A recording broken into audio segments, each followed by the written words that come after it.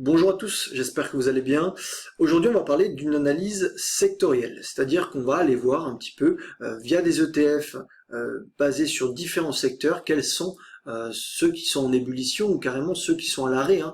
Le but étant de se mettre sur des actifs et des secteurs qui sont porteurs, donc de mettre nos billes un petit peu sur sur les bons chevaux. C'est comme une course, c'est pareil. Et donc c'est intéressant de faire cette analyse à peu près tous les mois, hein, si possible 2 fois par mois, mais tous les mois ça devrait suffire.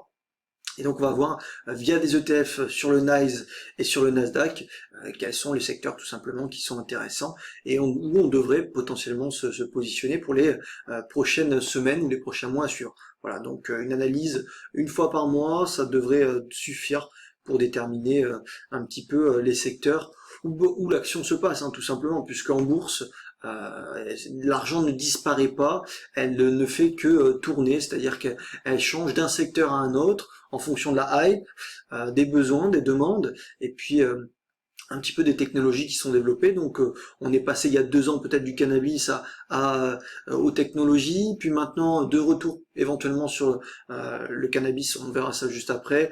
On a également les énergies vertes, on a les imprimantes 3D. Donc on va voir tout ça ensemble lors de cette analyse. Ça va être assez rapide, mais vous allez voir que déjà ça peut vous aider à faire le tri entre les valeurs qui sont intéressantes et celles qui vivotent. Allez, c'est parti. Alors, on va faire ça rapide, hein, puisque c'est tout le temps les mêmes secteurs qui ressortent. Vous allez voir qu'on va pouvoir se construire une conviction grâce aux ETF qui ressortent au niveau des performances. Vous avez la variation ici sur 90 jours, on va voir qu'on en a plusieurs, et puis la variation à droite.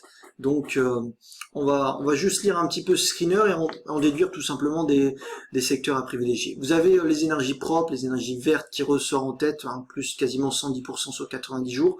Le cannabis qui fait son grand retour également, donc ça peut être aussi un secteur où vous pouvez vous focaliser.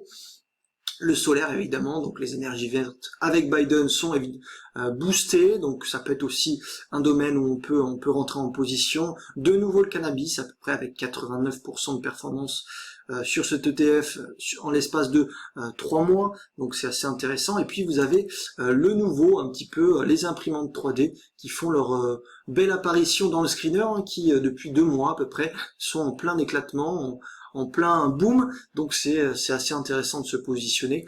Cet ETF alors vous avez 3D systèmes, vous en avez plusieurs actions, hein, à l'intérieur de cet ETF, donc vous pouvez choisir soit d'investir sur un ETF qui va donc avoir un panier d'actions avec différentes pondérations, donc on va limiter le risque, hein, mais du coup la performance sera beaucoup moindre, ou alors après décider d'aller sur quelques actions et faire notre sélection nous-mêmes. Voilà.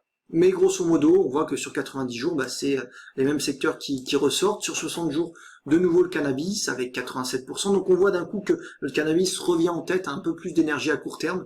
Donc ça c'est pas mal. Les énergies vertes, encore le cannabis. Voilà. Donc les imprimantes 3D qui sont en plein boom, je vous l'ai dit juste avant. Les batteries qui sont toujours dans une dynamique haussière. Acheter sur retracement, ça peut être intéressant. Voilà. Et puis on peut après aller chercher, alors attendez, tac, sur le Nasdaq pour voir un petit peu ce qu'on peut screener sur les ETF Nasdaq, hein, voir si c'est le même ressenti sur tous les marchés ou s'il y a un autre secteur qui peut faire son apparition. Vous avez on va commencer sur 90 jours, les énergies vertes, donc les énergies propres, hein, vous en avez donc vous avez des sous-secteurs dans ce secteur-là, mais voilà, vous avez le solaire, vous avez plein de choses. Il y a le cannabis qui fait aussi son retour cette année, puisqu'on a eu quand même 2 années assez dégueu sur le cannabis, et puis là d'un coup avec Biden et son élection, on a un petit peu de hype, même beaucoup, donc ça pourrait être un secteur qui pourrait être intéressant. Voilà, donc à nouveau le cannabis, les énergies vertes, le solaire, encore le cannabis, et puis les imprimantes 3D, donc on voit que c'est toujours les mêmes secteurs qui ressortent. Donc que faire?